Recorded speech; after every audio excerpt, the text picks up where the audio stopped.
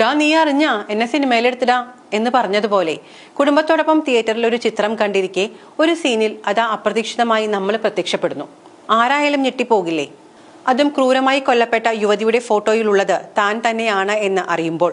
അത്തരത്തിലൊരു അവസ്ഥ അനുഭവിച്ച വ്യക്തിയാണ് കാടുകുറ്റി സ്വദേശി പ്രിൻസി ഫ്രാൻസിസ്.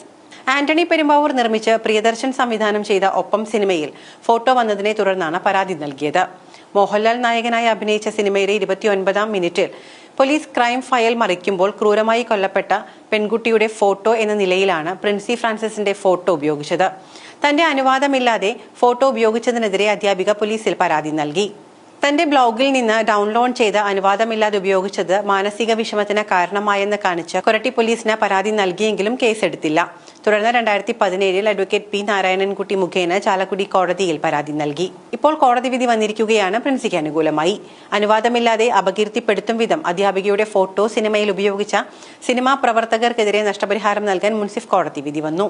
നിർമ്മാതാവ് ആന്റണി പെരുമ്പാവൂർ അടക്കമുള്ള സിനിമാ പ്രവർത്തകർക്കെതിരെയാണ് ചാലക്കുടി മുൻസിഫ് കോടതി